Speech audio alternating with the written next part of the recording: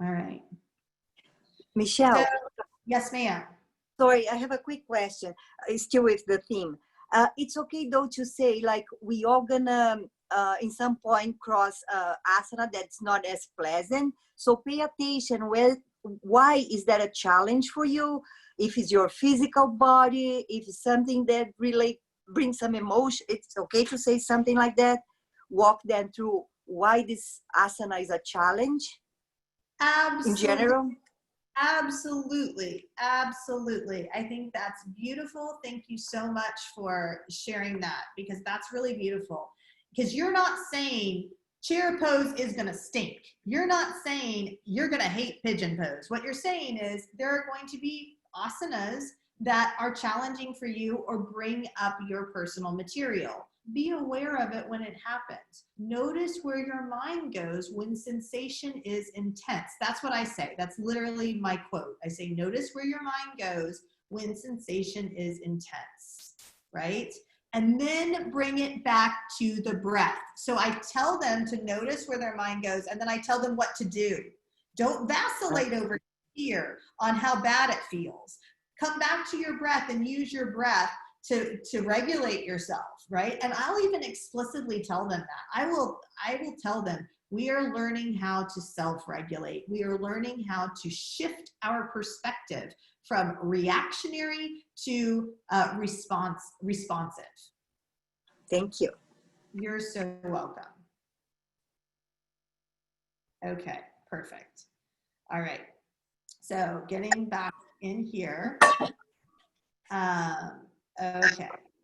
So once we've identified our theme, now we are going to select our asanas.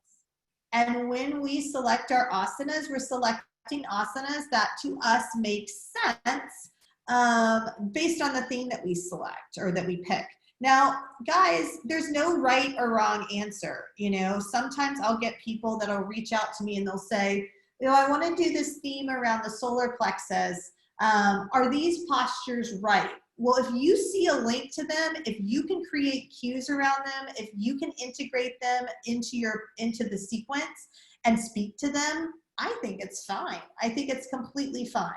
But just remember to counter. So if I use the example, if you teach a class that has a lot of heart openers, remember to put the spine back into flexion to release any compression created in the posterior line, okay? So if I spend all my time open, extreme extension, right? You know, I need to come back. I need to do some child's pose, some forward folds. I need to round a little bit, right? Because otherwise, all of that compression just stays there, and it stays in the form of tension in the muscle.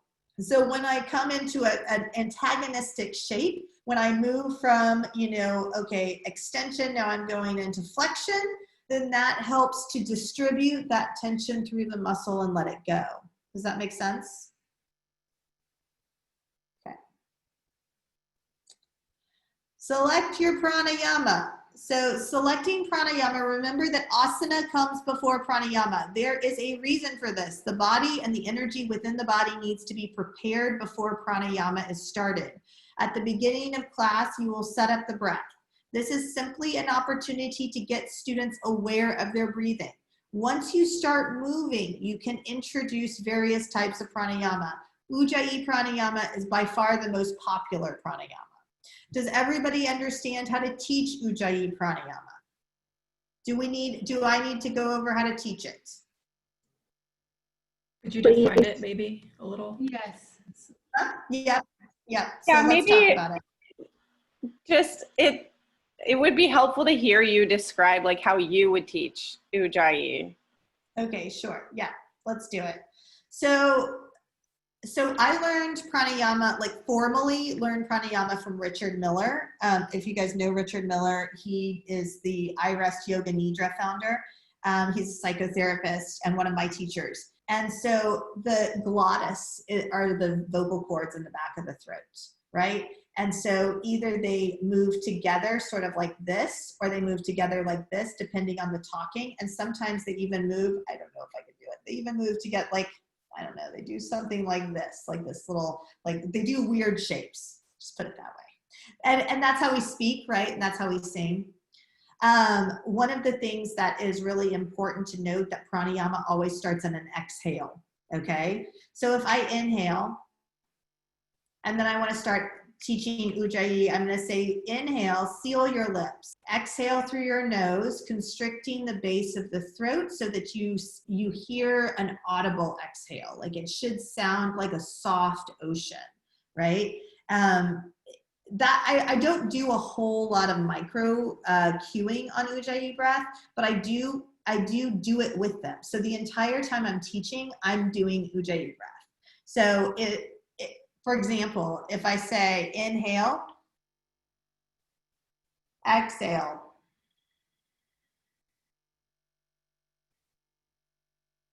inhale, reach the arms up overhead,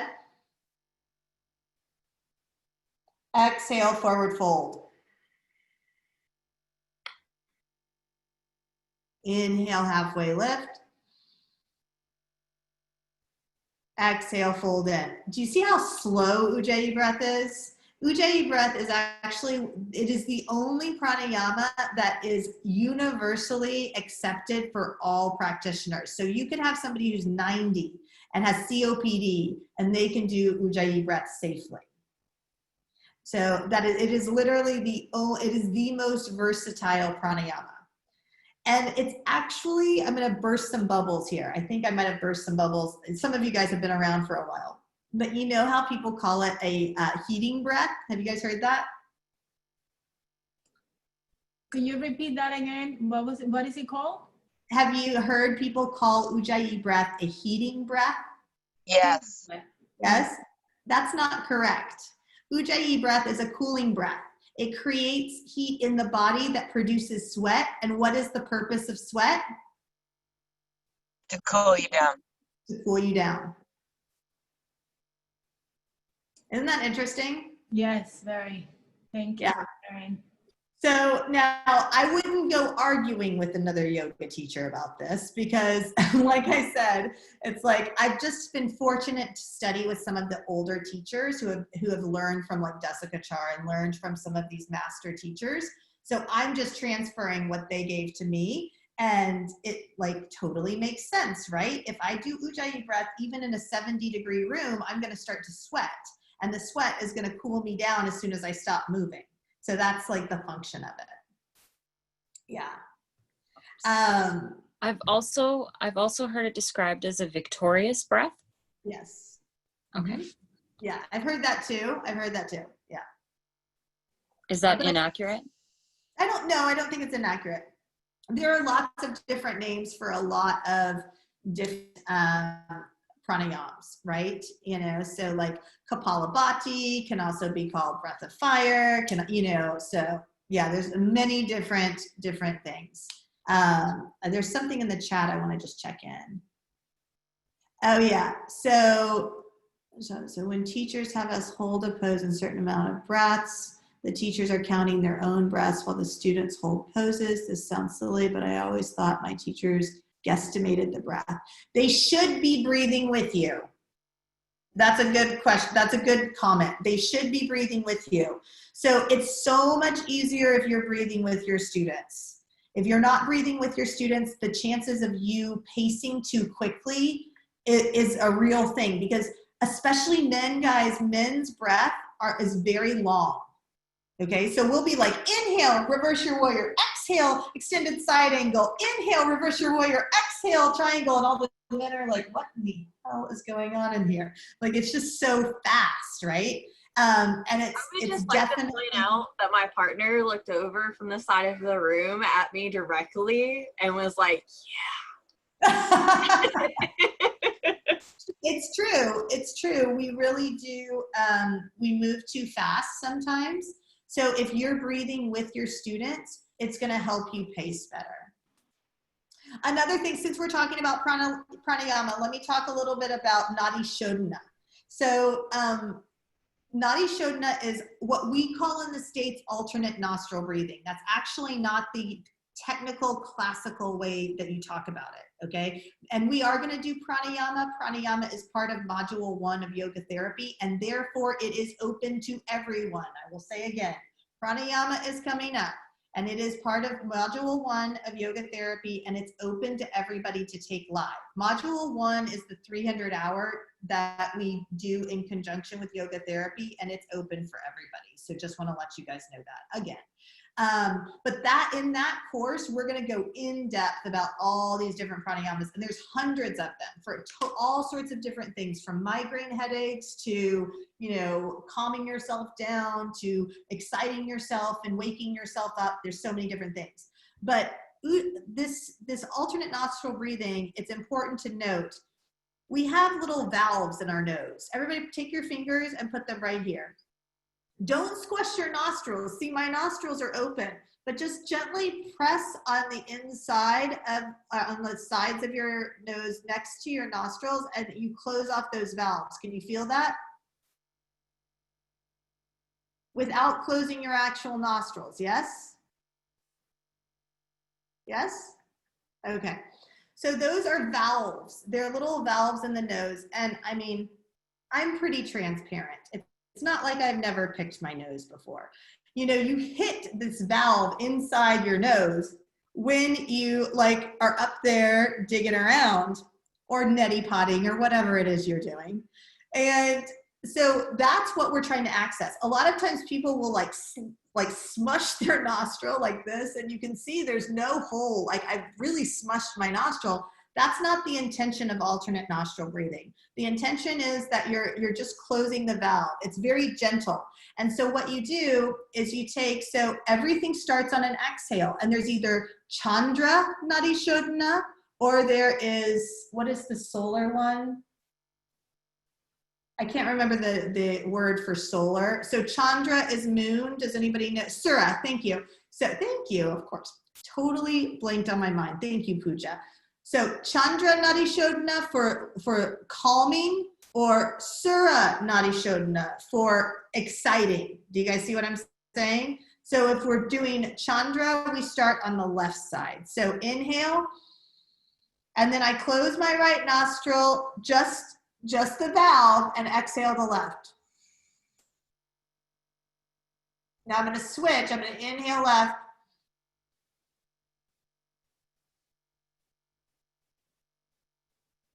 Close the valve, open the right, exhale. Inhale right.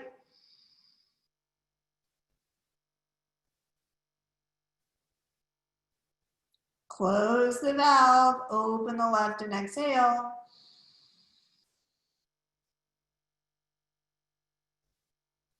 And that's one round.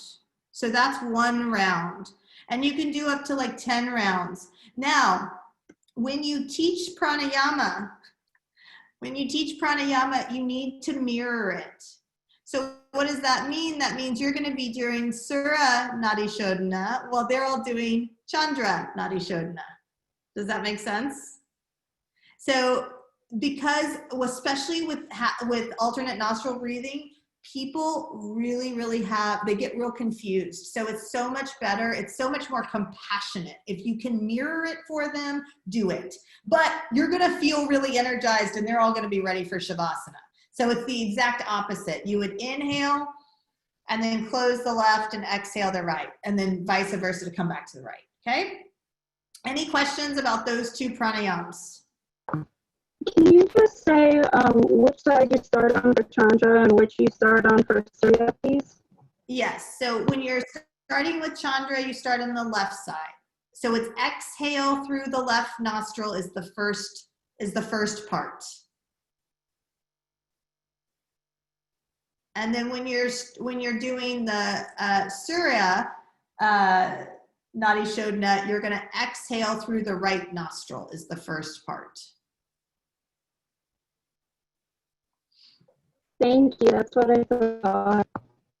Yeah, no problem. Can you say one more time which one is the like exciting and which one is the like lunar? So the Chandra Nadi Shodhana, the lunar one, starting on the left side, is going to be your calming one. So that actually, it regulates the sympathetic nervous system and it onboards the parasympathetic nervous system.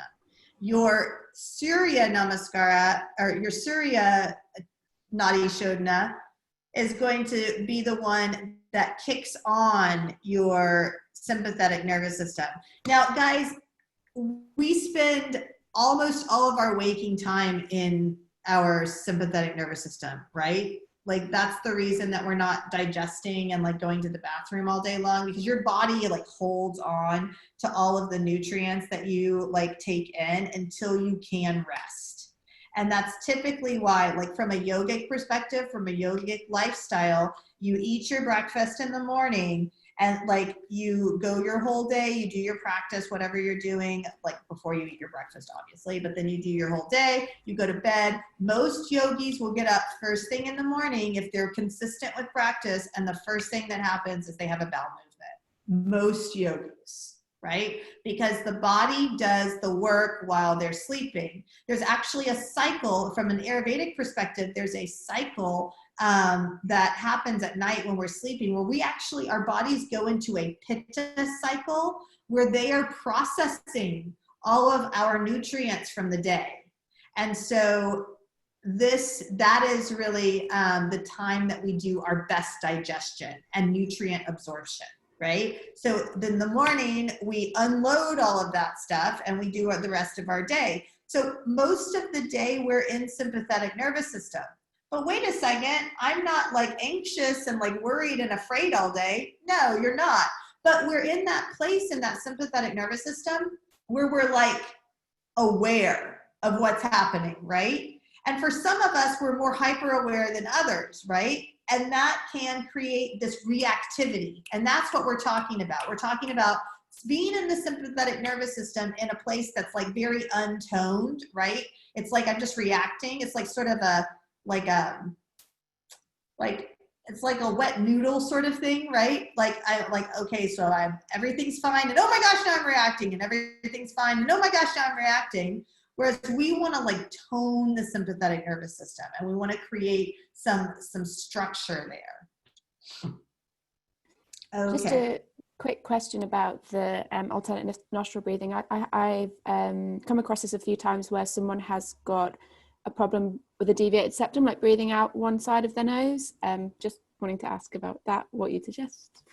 Well, the funny thing is Nushala. So Nushala and Richard are my two teachers. Nushala Joy Devi, she's a yoga therapist, and she trained and lived at the ashram with Swami Satyananda. And she says that you can actually correct a deviated septum with Nadi Shodhana. I don't know that that's true, guys. I'm not saying it's true, but I do have a deviated septum, and I find that Nadi Shodhana helps me to clear so that I have more space in the side of my nose that is tighter. Does that make sense? If it's really, really bad though, there's no amount of pranayama that's gonna help it. You know what I'm saying? Like there are cases that are really bad and they have like almost no airflow through one side of their nose. And in that case, I would avoid it. Or you can do one-sided, that same sort of idea that you are doing. So it's like, excuse me. So let's say we were just staying with the left side. This is actually another pranayama we're gonna go over in the pranayama course. So let's say we're just staying with the left side. So inhale, exhale,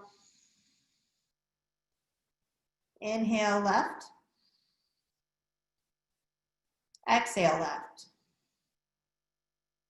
And you just go like that. So if they can't go back and forth because of deviated septum, it's too deviated, it's too much, then they can just stay with one side that's more open. Thank you. Okay. I have a question about the alternate nostril. So you're saying that you're not blocking off the... You're closing the valve, but you're not closing the nostril. So how is that alternate nostril if you're still breathing through both sides? You're not. You're closing the valve in one side, but not the nostril. Oh, I never knew that. I've been doing it wrong for so long. Because well, when we push on the nose like this, like not only are we closing the valve, but we're closing the nostril too. There are marma points right here. Okay, so this is another one that's coming up. So mudras and marmas is a module 2 course that is not open to the public, but we will record it and you can watch it. And there are marma points all over our body. Well, when we push on different marma points, they have different like effects on our nervous system. So by pushing on these marma points, if we are pushing on the nostril itself, it actually counters what we're doing with the pranayama. Wow. I've been doing it wrong the whole time I've been practicing yoga. And yeah. Well, I think, you know, I just want to, don't beat yourself up over it, Robin, because I wasn't doing it right until I studied with Richard and I went through yoga therapy training. So, you know, there's something to be said about, again, there's something to be said, guys, about going back to some of these older teachers and these teachers that studied directly with Desikachar or directly with Krishnamacharya, because that's where this stuff came to us from, right? So it was an enlightening experience, to say the least, when I studied with both Nashala and Richard, because they were able to give me a glimpse of this was the intention. This was Desikachar's intention. This is Krishnamacharya's intention, right? And do you know Krishnamacharya actually wouldn't teach pranayama to Americans? Like, and Patabi wouldn't either. Like, they said that Americans were not ready for it. That we were too hustle and bustle, we were too go, go, go, and our nadis were not in alignment. So, you know, I mean, I don't necessarily agree with that, but I think that there was a fear, because pranayama, what does pranayama do within the chakra systems? It helps to pull kundalini through the Sushumna nadi. So we have this kundalini energy that's in the base of the Sushumna nadi, and the Ida and Pingala help to regulate the energy as it's moving through the body. And so when we do these different types of pranayama, they're supposed to balance the Ida and the Pingala. Well, every hour, or I don't know if it's every hour, it might be every couple hours, I can't remember, but it's like there's frequently, throughout the day, we're breathing out of one nostril or the other. Did you guys know this? Have I not taught you this? Okay. Get your cell phone, guys. Let's do a little experiment.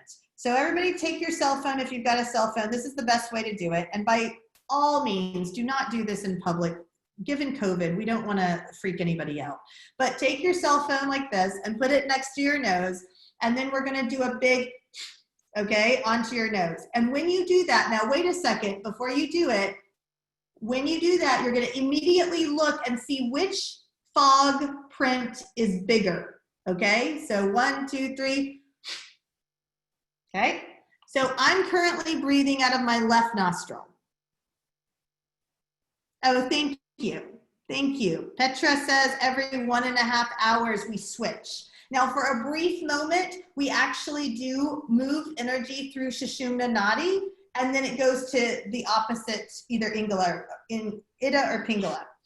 So did you guys see one nostril has more air coming out than the other? Yeah. How many of you were lefties?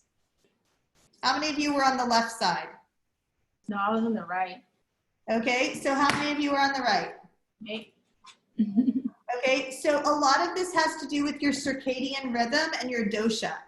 But there's an Ayurvedic chart that you guys can find out there that tells you what side you should be breathing out of at any given time, in any given year, and it's all based on astrology. So you can use Nadi Shodhana to switch your nostrils too. If you're like sick or out of balance or something like that, you can do Nadi Shodhana to do that as well. Yes, Adriana. So I just did this like 6 times just to see they were equal.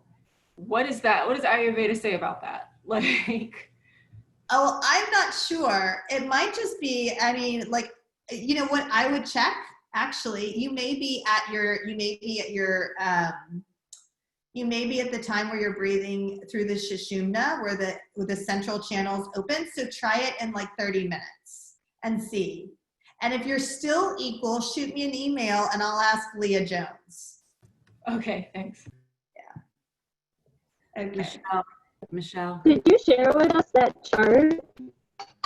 I will try to find it. Let me write myself a note. All right. Mary? Thank you. Yeah, I've always called it Analoma Viloma. I mean, I've been taught by some older people too. And Analoma Viloma. So how is Nadi Shodhana different than Analoma Viloma? So, or am I just... So Analoma Viloma is, there's sections to it, correct? Mm-hmm. Yes, so the sections is the difference. So especially like, so with Viloma Krama, for example, is one of the pranayamas that we're gonna learn, right, in this pranayama course. So you're going like the 3-part breath, like very Desika chart, right? 3 parts up, 3 parts down. Or you can do 3 parts up and then 1 down. Or you can do 1 up and then 3 parts down, right? So that's the segment. So that Viloma has, now is, Pooja, are you on right now? If Pooja's on, she is Indian and she can give me the word, like she can translate for me the actual word. But what I'm thinking, Mary, is one of them has to do with the segments and the other is just the alternates of the nostrils. Because in Sitali, in real Shitali, you do like this. So it's inhale. No, wait, hold on. I'd have to get my book, but I'd have to get my book. So don't quote me on this. But when we're doing some of the versions of Sitali, it's something like this, I want to say. It's like.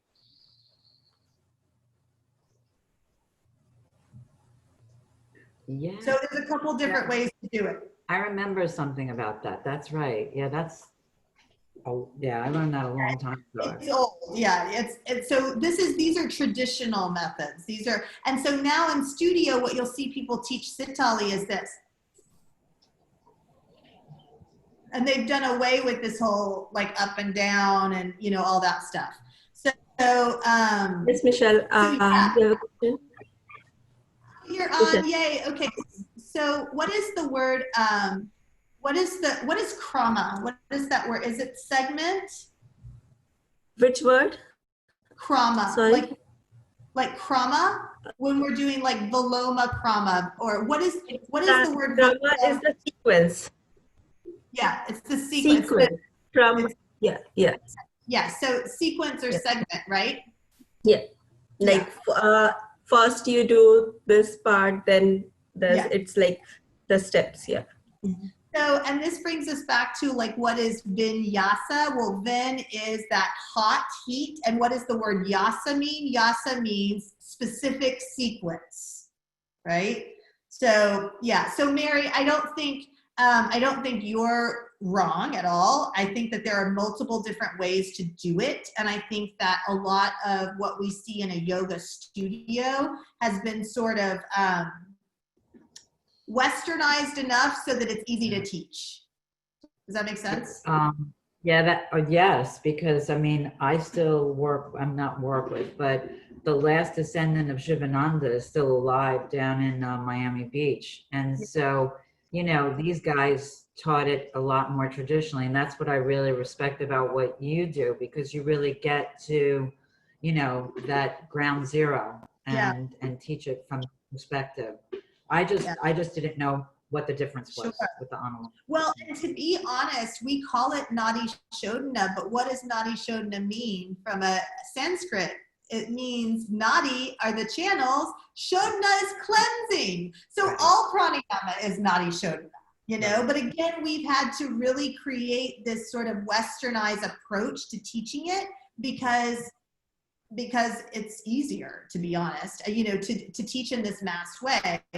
So the hope is with the trainings that we do that we will reignite, some of the old ways while still being relevant in this modern world, right? Like that's my goal, right? Is that, I mean, I think all yoga is good yoga. I don't believe that there is any bad yoga. I really don't. Like, I'll even hold space for trap yoga. I don't even care. I'll do any kind of yoga. To me is good yoga, okay? But really, I want people to know where it came from. Like, that's my goal. I want people to know where it came from. And when they have questions, for the love of God, do not go to Yoga Journal. Go back to Light on Yoga, or, you know, The Heart of Yoga, Jessica Char, or go back to, you know, go back to the real teachers, you know, the master teachers that brought this here, you know? And so that's what I'm trying.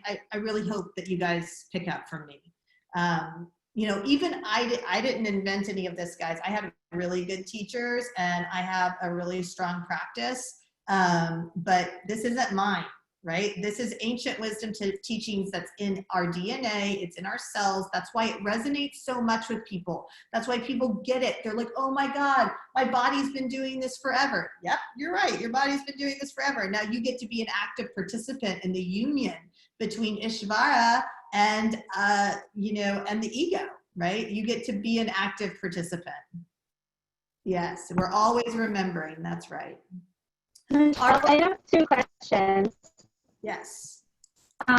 If you were in a studio and you wanted to show your students, or even online, you could have them do that phone thing in the mirror, right? Yeah. Okay. And then the other question, I'm sorry, I'm supposed to be lost. Oh, is it okay to have your students breathe into their back or into their sacrum, or is there anywhere that you would caution your students sending their breath? No. So again, Richard is really good about this. You can breathe into all 4 lobes of the lungs. You can breathe directionally. And even the mudras, again, like the different hand mudras like that we use, these will focus your breath. And if you guys want, after lunch, I'll teach you guys. It is you think your mind's been blown this morning, guys? Wait until after lunch. Like, it is crazy, because you'll be sitting there and you'll be doing Kapalabhati, and you can feel Kapalabhati only in your pelvis. Or if you change your mudra, then you feel Kapalabhati only in your abdomen.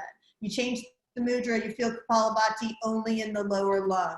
You change the mudra, you feel Kapalabhati in the middle lung, in the heart space. You change the mudra, you feel Kapalabhati in the upper lung.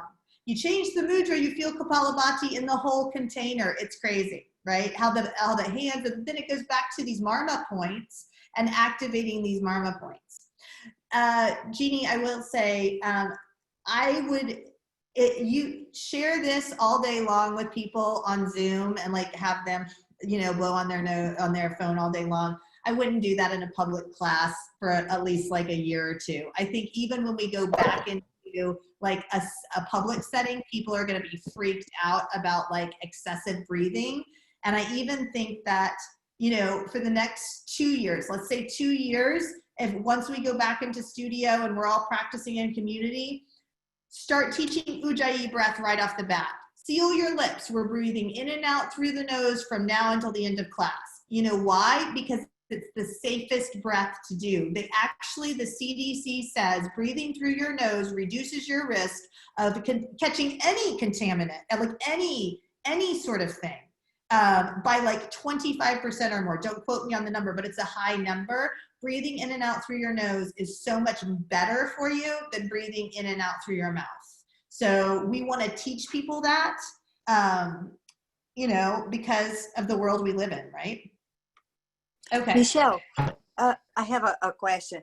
Sometimes you do some poses, like let's say high lunge, and you twist.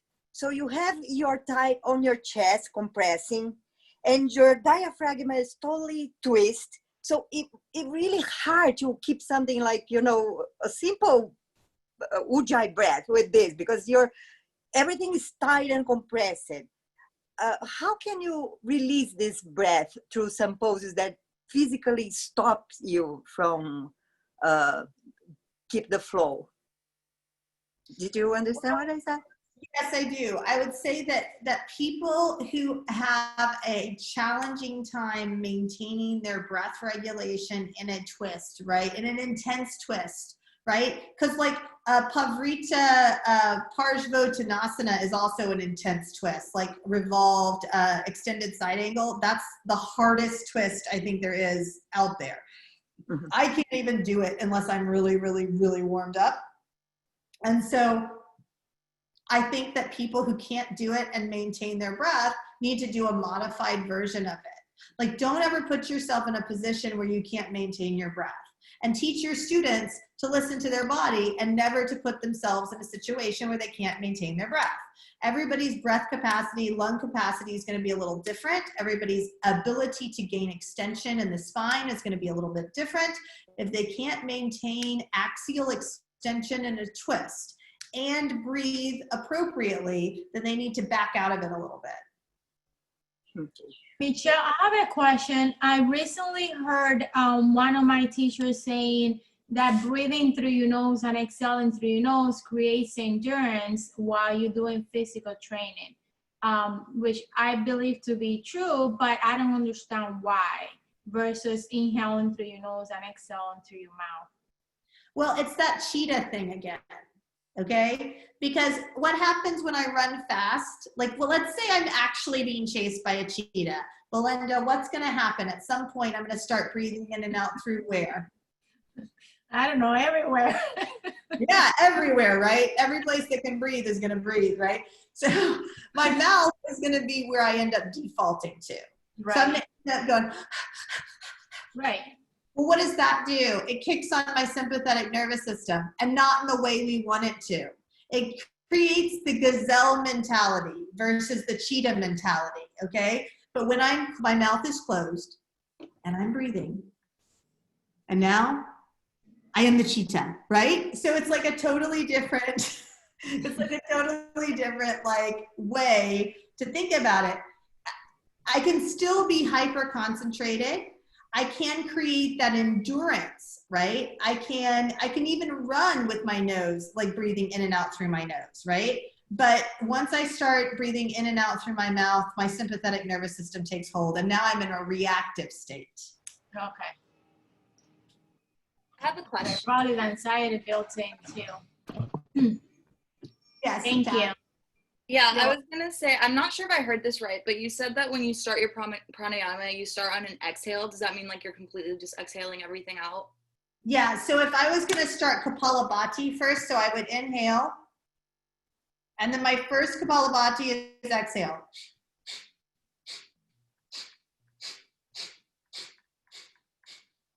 And then my last Kapalabhati is exhale. So I always start and stop on an exhale. Same thing with this, inhale, exhale. You know, or even Ujjayi, take a breath in, seal your lips, exhale through your nose, right? So it's always on an exhale. Okay, thank you. Yeah. Michelle, that comment on bringing like the mirror for doing that test was almost like if you did have a class in person, whenever that opens up, you could ask your student to bring like a compact mirror. You know, that's their own, right? I know people are going to be very skeeved. And then my other question is, I know we talked about the vocal cords, but is Ujjayi breath almost like a little bit of throat block?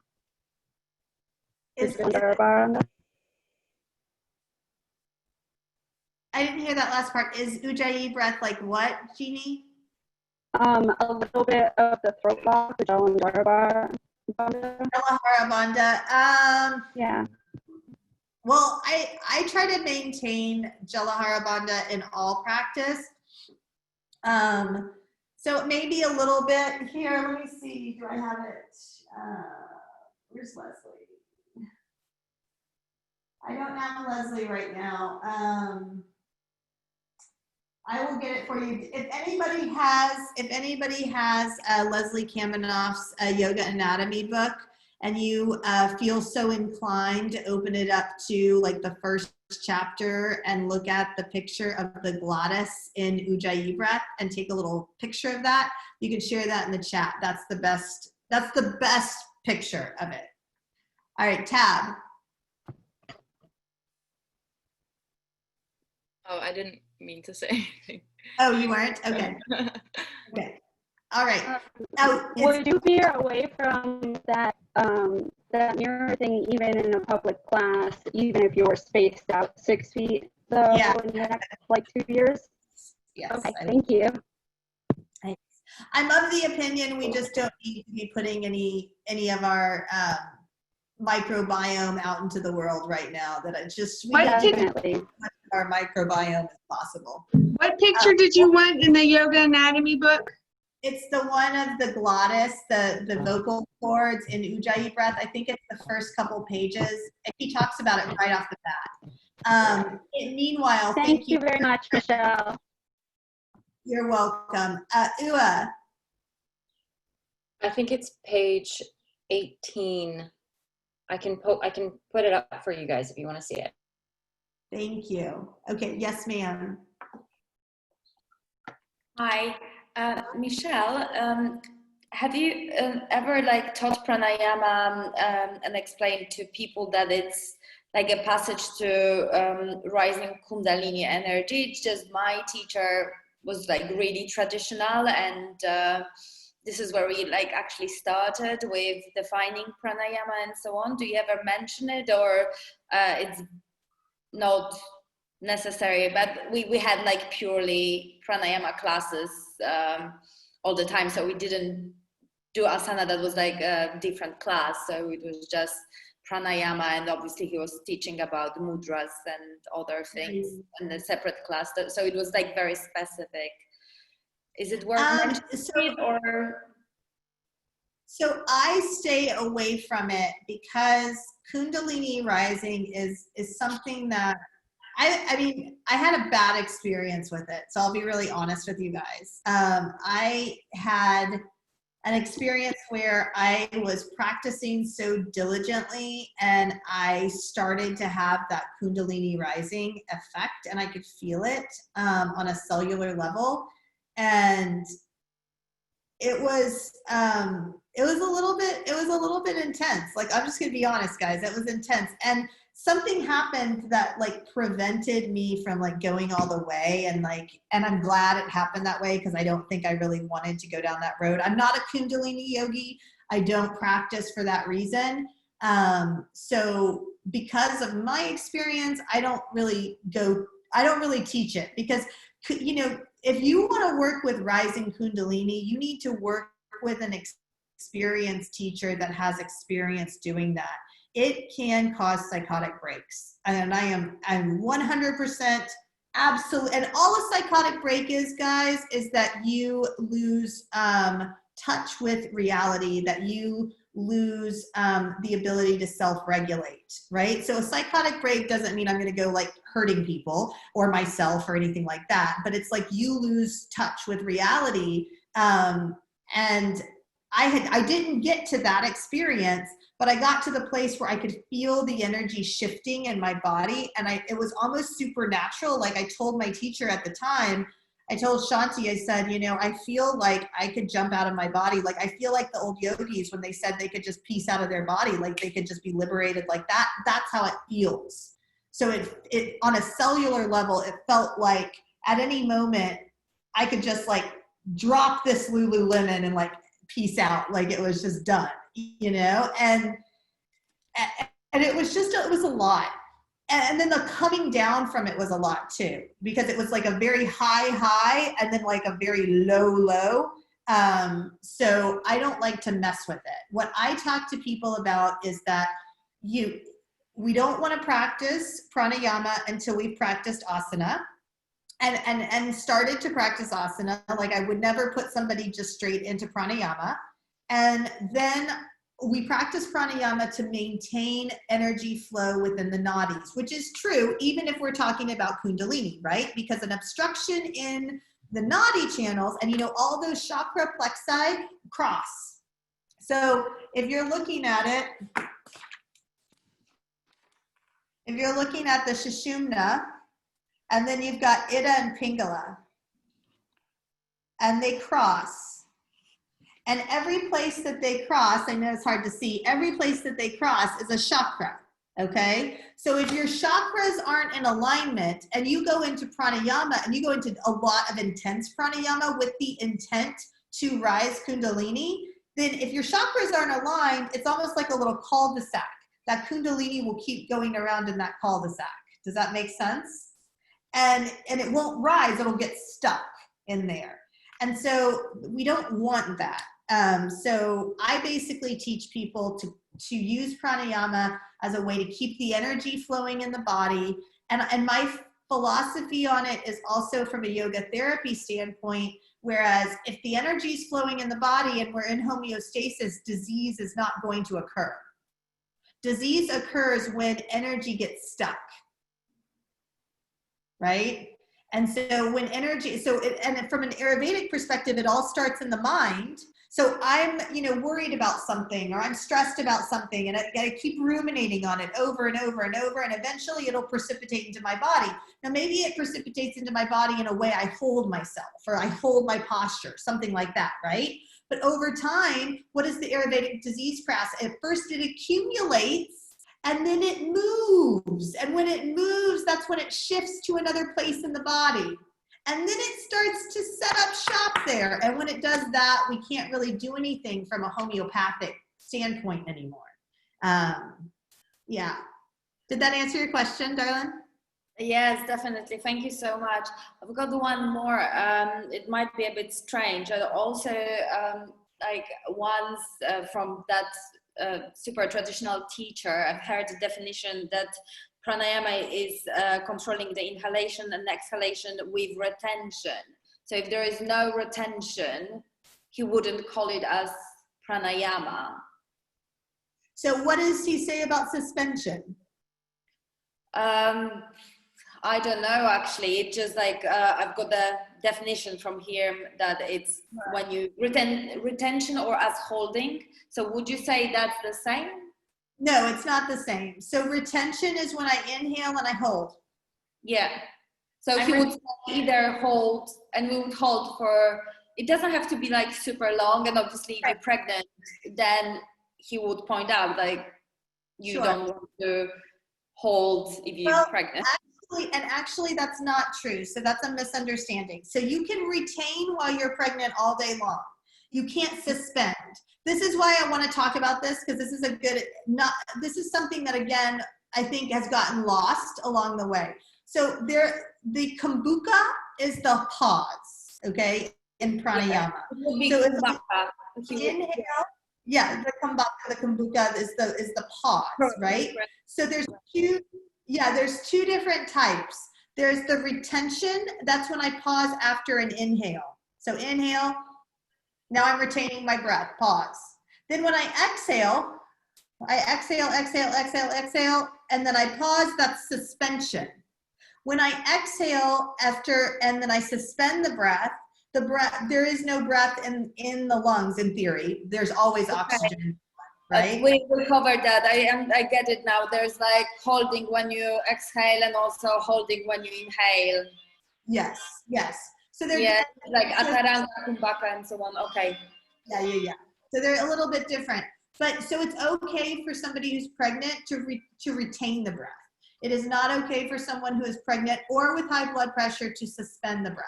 And when I say high blood pressure, I'm talking about somebody with uncontrolled high blood pressure, not someone who's on blood pressure medicine and it's controlled. That's fine. They can do whatever they want. It's uncontrolled. Michelle, I have a question here. Like, is there a difference between Anulom Vilom and the Nadri Shodhana, that we are not retaining the breath in Anulom Vilom and we are retaining the breath in Nadi Shodhana? You should be retaining breath in Anuloma Viloma or Viloma Krama, because that's actually ratio breathing. Again, we're going to talk about all of this in pranayama. But like in pranayama, for example, one of the things you would start with is maybe like Viloma Krama, or you would start with like ratio breathing. So I might inhale to the count of 2 or 3, pause for the count of 2 or 3, exhale to the count of 2 or 3, pause for the count of 2 or 3. So let's say it's 3, right? So 3 times 4 is how many? It's 12, right? Yeah. Well, so if I have, so this is what I like, calculators, guys. I don't know why. So this is where you get out the calculator. So you get out the calculator and you say, okay, so 60 seconds divided by 12 is 5 breaths.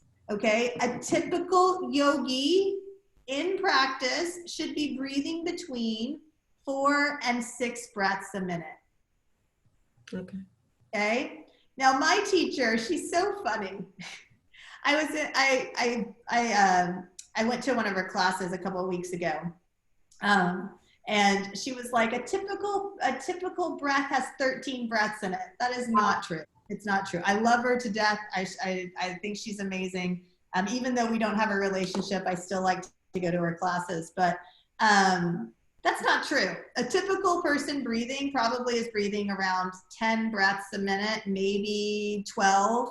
But they're not breathing 13, 14 breaths a minute unless they're highly anxious and they're breathing like up here in this upper part of the breath, right?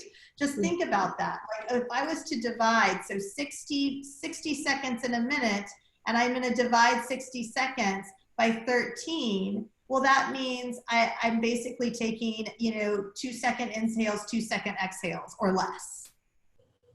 So I have a watch that actually monitors my breathing, and it tells me my 7-day average is about 12 per. Is it 12? So that's a little bit fast for yogi. And it's probably because I run and other things, so it's averaging high. Yes. And that's not taking into account running or biking. When I'm biking, I'm breathing a lot faster, right? Or when I'm running, I'm breathing a lot faster. Or when I'm yelling at my kids, I don't yell at my kids, but let's say I do, then I'm breathing a lot faster, right? When I'm in heated conversation, maybe I'm breathing faster. So there's all these variations, but when we're calm and we're connected and we're in practice, 4 to 6 breaths a minute. Okay. So we are retaining breath in Anulom Vilom, right? Mm-hmm. Yes. Okay. Yes. Thank you. Yes. Okay. All right. So now I want to do a little bit. Michelle, it's Crystal. Can I just add a caveat to the breathing part?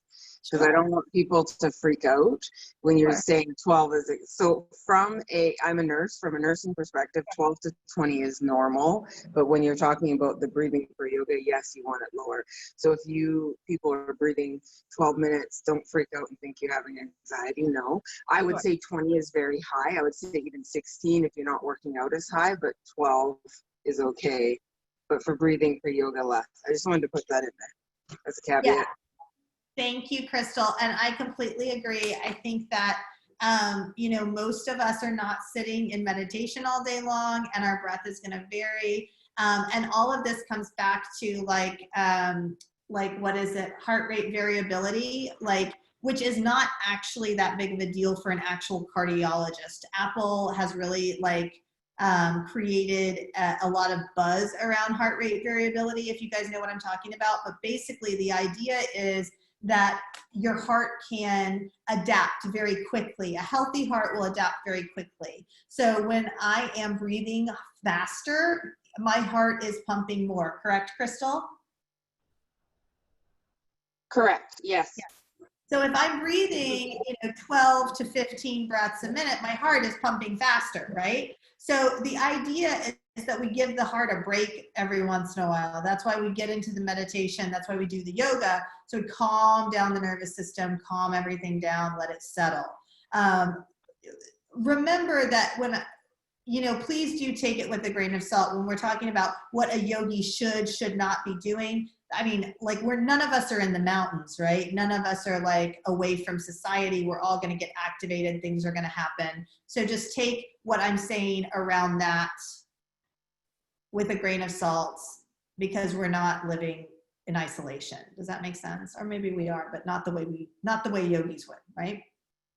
So for example, say we do 12 breaths per minute. If I can slow that down to 8 or 10, that'd be very beneficial, just as a practice. Can you say that again, Craig? So on average, then that we breathe 12 breaths per minute. Is that all right? So yeah, that's about maybe, if you could slow down to maybe 10 or to 8 as a practice to see if you could do it, that could be very beneficial. Yes, so that's actually what ratio breathing does. You take your base ratio, So if you're breathing 12 breaths a minute, so you would figure out what's your base ratio. Maybe it's, you know, one inhale for a second, hold for a second, exhale for a second, hold for a second. That's 4, right? 4 seconds. And then you multiply that by 60 and you get about 12, 13. So if that's what your breathing pattern is, you're gonna always start, okay, let me take a step back. We're getting really into pranayama today, so I don't want to go too deep into this because this is a whole other thing.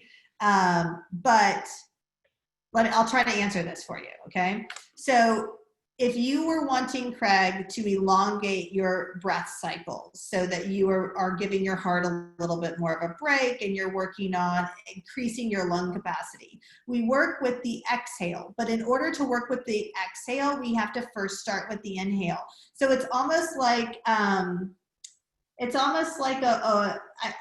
in my mind, I'm seeing an abacus, okay? So I've got my 4 here, okay? And let's say for each one of them is a different color. So I've got like red, yellow, green, blue, okay? So red's my inhale, yellow's my pause, green is my exhale, blue's my pause. Does that make sense? So I'm gonna add a red bead. So I'm gonna inhale to 2, pause for 1, exhale for 1, pause for 1. Now I'm gonna do that a couple of times and feel comfortable with that. And then I'm going to inhale for 1, pause for 1, exhale for 2, pause for 1. I do that for a while. Then I'm going to add another inhale. Do you see what I'm saying? And so I add another red bead, right? And then I do 2, 1, 2, 1, 2, 1, 2, 1, and then I do 1, 1, 3, 1. Do you see what I'm saying? So we're increasing the exhale. And then once I get the exhale double the inhale, then I can start increasing the inhale, and then I increase the exhale in proportion. So now I'm going to do 2 inhales, 1 pause, 3 exhale seconds, 1 pause. Then I'm going to add an inhale, right? And then I work with that. And then I add another inhale, and then I move one of the inhales to the exhale. So now I'm doing 3 inhales, pause for 1, 4 exhales, pause for 1. Yeah, I get it. I was practicing something kind of similar to that. So yeah, I understand. Yeah. Cool. Cheers. Thanks for the explanation. Thank you. Yeah, no problem. And that's how you would work with somebody, like even somebody with COPD, you're going to work in that way because you want to increase their exhalation. That's going to help with their lung capacity from a yoga therapy perspective.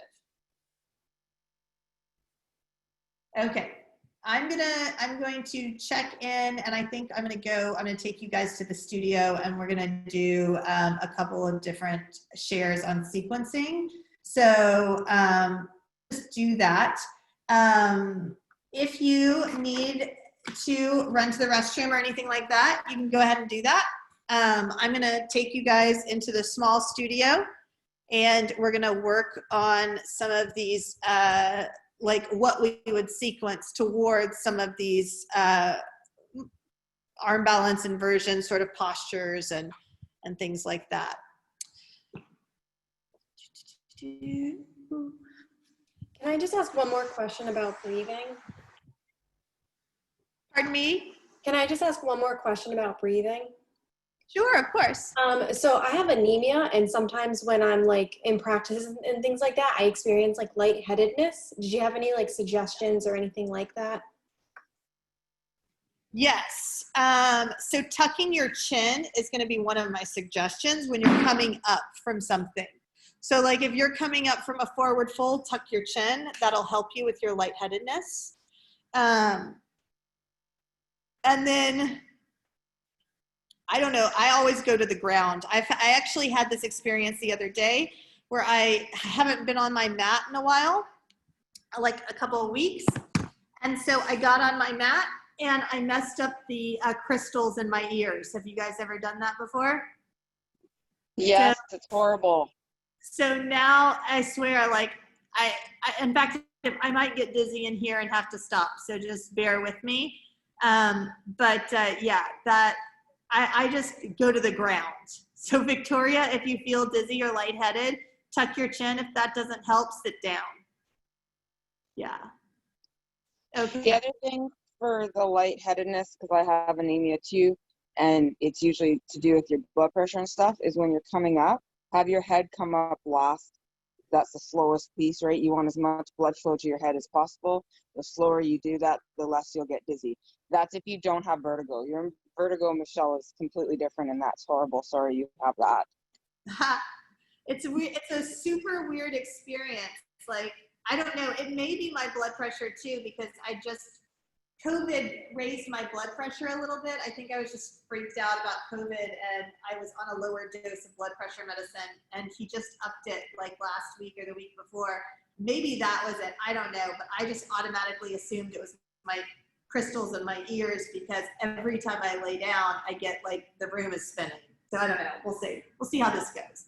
All right, so you guys can see me. So first of all, I'm gonna do inversions and arm balances right now, because we're not gonna want to do them after lunch, okay? So this isn't exactly the way I envisioned us doing this. It was just, we had more questions than I thought we would, which is totally fine, and I want to answer all the questions we can. But just bear with me. Imagine that we're more warm than we currently are, okay?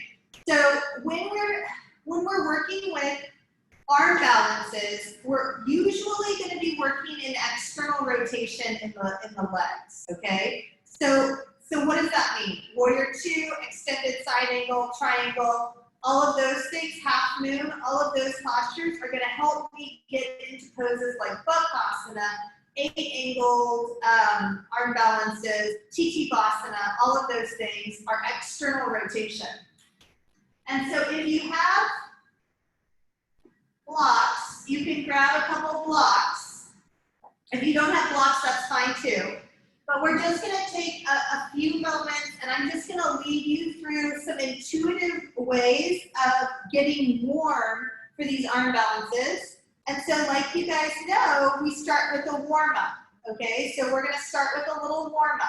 And if you're going to practice with us, go ahead and meet me in downward dog, okay? So coming in for downward dog, just take a few moments just to pedal out the legs. Let the head hang.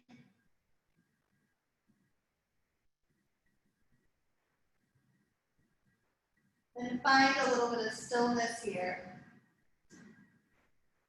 Now we're going to start by moving forward and backward in a neutral orientation. So on inhale, raise the right leg, and then exhale, step the right foot forward, lower the left knee, and come in for a low lunge. So really pressing into the top of the back foot. You can do anything that you might need here for yourself today. If you need to cactus your arms, or maybe, bring the hands behind the head in prayer, whatever feels good for you. Just take a moment to stretch through the front of your left hip flexor. And then frame your right foot, straighten your right leg, and maybe if you have blocks, grab blocks. So another thing to note is when you're sequencing, always make sure that you demo any modifications. So if you're giving modifications for people who are in your class, make sure you're showing them what to do. The people who don't need the modifications will just go and do their own thing. All right, bend into the right knee, step the left foot to meet the right. Bend the knees, come in for chair pose. And then all the way to rise, Samasthiti. Inhale, reach up. Exhale, fold forward. Inhale, halfway lift. And then exhale, step back with your right foot. And plant your right hand, open your left arm. So this is that low lunge twist that I said. This is a great transition. It lets me do a lot of different things. From here, I can go a lot of different places. I can bring my hand down. Maybe I walk to the right for a wide angle forward fold. Piece fingers around the big toes, elbows to the east and the west. Now, somebody asked me the other day, they said, Michelle, do we turn our toes in for a wide angle forward fold? You can do anything you want, really. If your feet are parallel, you're getting into the middle hamstring. that runs right here down the middle of your back of your legs, right? If you turn your toes slightly out, you will feel it on the inner hamstring. Everybody feel that? Turn your toes slightly out, you feel the inner hamstring. If you turn your toes in, guess what? Outer hamstring, okay? So it really depends on what you're trying to do and what muscles you're trying to get into in the back. Inhale halfway, and then exhale, forward fold, come back to the top of the mat, lift the back heel, step back for plank, left arm raises. So the right hand's down, left arm raises. This is a great transition into plank pose, chaturanga, upward facing, down dog. Okay. Left leg raises. Step it through, lower the right knee. Inhale, come up, low lunge. Again, whatever you need for your upper body, press into the right foot so that the right quad turns on. Release the hands, maybe grab your blocks, straighten the left leg. So again, really working first in this forward, backwards, and neutral, and then starting to work external rotation makes it a little bit less abrupt, right? If we go straight into external rotation, that can be difficult for some people, especially if they spend a lot of time sitting at a desk. Okay, bend into the left knee, step the right foot to meet the left, chair pose, sit nice and low. And Samasthiti, hands through right center. Inhale, reach up, exhale, fold forward. Halfway lift, inhale, stepping back with the left foot this time, right arm raises, open twist, release the right hand, moving to the left, wide angle forward fold. Go ahead and play with your feet again. Make them parallel. Notice where you feel in your hamstrings. Turn the toes slightly out. Notice where you feel in your hamstrings. Turn the toes slightly in. Notice where you feel it. Inhale halfway.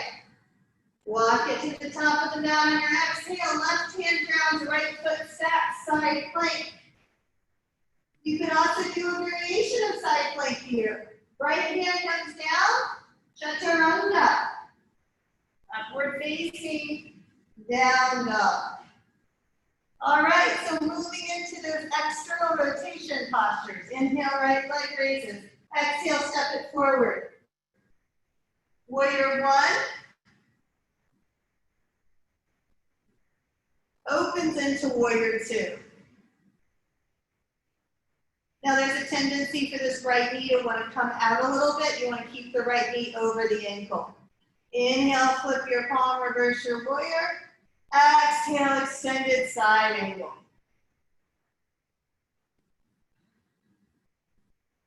Inhale, come up, reverse your warrior. And now I'm going to take you through a transition. We're going to windmill the hands down to the inside of the right foot. Turn the back toes towards the back of the mat. Bend the left knee, Skandasana. Now it's super important that we tell people to turn their toes to the back of the mat, or it's not going to work and they could possibly injure themselves. Hands underneath your shoulders, walk it back, top of the mat. Now I've reset the pelvis. Everybody see that? Pelvis has been reset, standing splits. Forward fold. Chair pose. And Samasthiti. Inhale, reach up. Exhale, fold forward. Halfway lift, inhale. Planting the palms. We're going to go ahead and step back with the right foot. And all 10 toes towards the left for supported side plank. Now this is one variation of supported side plank. The other variation of supported side plank would be the knee down, the left leg back. Releasing the left hand and the left leg up and back. Now we're ready to do the left side. Left leg forward. Warrior one. Warrior two. Left palm flips, reverse your warrior. And then extended side angle. Inhale, come up and reverse. Exhale, windmill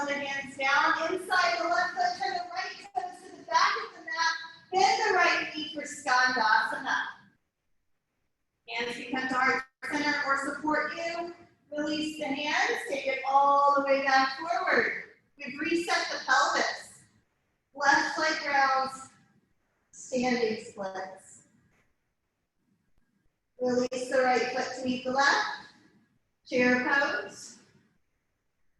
And fold. All right, lock your feet mat distance apart, take the toes to the east and the west. Come into Malasana Yogi Squat. Hands can be at the center of the heart. You can take a block, put it underneath the tailbone. That's going to help you have a little bit more extension through the spine. This pose has a tendency to promote flexion in the upper back, and we want to work on extension. So people can stay here. This is a really great place to be if they're not going to Bakasana, to crow pose. Or you can bring them on their back. Lift your pelvis, release your hips to the ground, lay all the way back down. Okay, so from here, I'm gonna bring my knees into my chest. Give yourself a big hug. And then I'm gonna flex my toes back towards my shins, and I'm gonna lift my shoulders off the mat. Okay? Now I'm going to bring my left hand to my toes, and my right hand to my toes, and I'm gonna bring my knees into my armpits, like in a little ball. Now, make your big toes kiss. So put them together, squeeze your inner legs together, and you're in crow pose and zero gravity. Here you go. This is a lot of work for those of you who are doing it, right? It's crazy. Okay, release, woo, let it go. All right, so you can stay there, do that again, or rock and roll. Come forward, and then making forward fold. Big toes together to touch, hands underneath your shoulders. Bend your elbows straight back. Bend your knees and come onto your tippy toes. Place your knees into your armpits. This is a great place to be. Look a ridiculous amount forward. Maybe 1 foot lifts. Maybe 2. Okay? So, now, before we stop for questions, I'm going to show you. So that was Bakasana. So let's now look at what it would look like for handstand. Grab your block and lay all the way down. So, I have my block. I extend my legs. Zip your legs up. Hug your legs together. Inner thighs on. Everything's on. Quads are engaged. Take your block. Bring your thumbs underneath your block and your hands to the side of your block like this. Now reach up over your head. Now watch me. Look, there's a tendency for the back to be like swayed, right? There's a tendency for the lumbar curve to be really pronounced. I want you to push your lumbar curve into the ground. Flex your toes back towards your shins like you're in Hatha and reach your arms back. Navel in, navel in, navel in. Lots of work. Press, press, press, press, press, and release. Okay? That's handstand on the ground on your back. Now, when you come up, try it against the wall. That's fine. You can try it against a wall. I don't like to teach handstand in the middle of the room. So here we are. Go up to the wall. Come in like you're in downward dog. So here I am in downward dog. Take one step up, lift one leg, look in between your thumbs, bend your right knee, kick up, and flip it all together. All right. So those are 2 different ways that we can teach those 2 different advanced postures in zero gravity, okay? So was that helpful?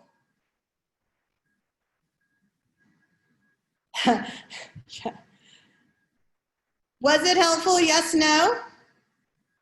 Okay. So what I really want to hammer home here is like, don't get discouraged. Just because your population maybe isn't a population that's going to go on their hands, they can still do handstand and zero gravity, right? There are a couple other ones too, like you know, if we're working Tichibasana, well, what does Tichibasana look like on our back?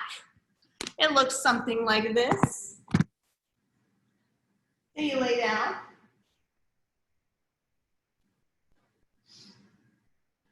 And again, so the legs are in external rotation in most of these arm balances. There might be one that doesn't have external rotation.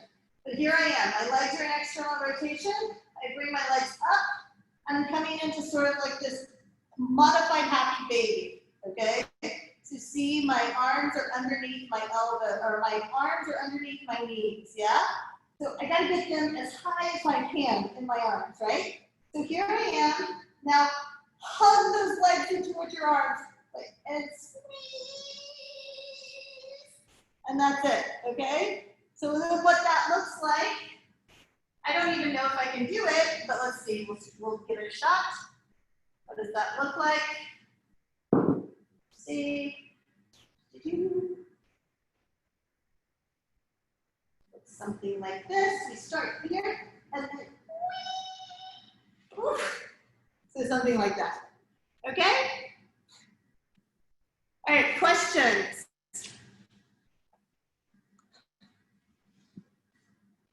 So in that little tiny sequence that we just did you guys see how we were using, like how we went from neutral to external rotation so that it was like created the most space? Yeah. Yeah, I absolutely realized that what was happening sometimes during class when people were going into Skandasana or whatnot to get into something. Yeah. Well, and notice that even though Bakasana doesn't have a lot to do with my hamstrings, all inversions do. If your hamstrings are not open, you will not be able to get into an inversion. It's really a lot about the hamstrings. So, yes. I had a question. I've not actually come across anyone else that has a similar experience. So when I invert, I get a very strong sensation in my nose, almost like I've been punched in the nose. And I've not actually come across someone that has a similar experience that can then help me. And obviously then I could help someone else that would have that kind of experience, almost as if I had a bloody nose or someone that I've just taken a big hit to the nose. Do you have allergies? No. Well, I know I'm South African, but I now live in East Tennessee, and anyone that lives in East Tennessee gets allergies. But until I'd lived here, never in my life, no. Interesting. So I am not entirely sure what to tell you. What I do know, and maybe Crystal can help me with the terminology, there are these little things that are like, I don't know, are they growths, Crystal, inside the sinus cavities? Do you know what I'm talking about? They're called tubulus somethings. Do you know what I'm talking about? You have canals in there, but if you're from South Africa and you move to Tennessee, it is not uncommon for people that grow up in one area move somewhere else to develop allergies because you're not used to all the pollen and different things introduced from the area that you're in. It's very, very common. I'm in BC, and people that come to BC that have never been here develop allergies because we have different pollens and stuff going around in the air. So if you've been in South Africa your whole life, and now you're in Tennessee, your body's like, what is happening to you? Very much so. So then would practicing pranayama then obviously help clear all of that to then help with that experience in inversions? Also, what I was thinking was maybe that there are those little things. I don't know exactly what they're called, but they're called polyps. No, they're not polyps exactly, I don't think. I'm not an ENT, so I don't know exactly what they're called, but inside the sinuses, there's a lot of space. So there's ether in the sinuses. And if even little tiny things get like grow in there or, you know, like form in there that maybe just do over time, you know, it's like, everybody has them. Everybody has them. Like if you go in to an ENT, they're going to say, oh yeah, you've got some of these guys. Anyway, what's coming up for me is maybe that you have some, even though you're not experiencing like actual like allergies, that you might have some of this stuff that just, you know, sort of accumulates in those sinuses over time that's causing pressure, because that area is super, super sensitive to pressure. So if it bothers you, I would stay away from it. You might even ask your ENT or ask an ENT to sort of tell you if they think it might have anything to do with the sinuses. Okay. It was just something I've not actually, you know, when I practice, and obviously when I practice with other people, it's just, and particularly when we invert, I've then also asked, hey, does anyone else have this kind of experience? And it's not been something that anyone else has gone, yep, I've had that, this works. And so I thought, let me just ask in case it was something else that someone else had experienced. Sure, sure, perfect, awesome, yeah, great, beautiful, thank you. All right, any other questions before we take break? Yeah, hi Michelle. I just had a question about when you were doing the supine modification of, I forget the name of the asana, where your legs are up in the air. Titivasana, yeah. Titivasana. When you're in the supine version of that, I'm just wondering how to cue for like neck and cervical spine and shoulders. Should you be grounded and the rest of your body's up, or are you actually forward? Forward, you're forward, because all of those arm balance require flexion in the upper back. Yeah, so you're actually gonna lift your shoulders off the mat to create that flexion. Okay. Yes. Thank you. Great question. Okay, guys, so. Michelle, can I just ask a quick question? Yes, ma'am. Hi. Sorry, I haven't got a camera on this computer. So, yeah, I just wanted to say I can't come to the next section. So tomorrow, would it be okay to watch the first one, or would that be wrong before seeing the next section, if you see what I mean? So if I miss this afternoon, can I still watch tomorrow morning, or will it be out of joint and have to wait until watch the recording? No, you can watch tomorrow morning. This is a much more informal one, and we're going to be like talking about a lot of different things, so I think you'll be fine. Oh, cool. Thank you very much. Yeah, no problem. All right, guys, so we're going to do lunch. We'll do lunch for an hour. I'm not going to do any like inversions right after lunch. We are going to work on like modifications and accessible like shoulder stand. We're going to work on modifications, accessibility for like fish pose. We're going to look at ways to teach to all levels headstand, even though I don't actually teach headstand very often. We're going to talk more about sequencing, some of the do's and don'ts of sequencing. So I look forward to seeing you guys when you get back from lunch. But yeah, we'll see you in about an hour. Thank you.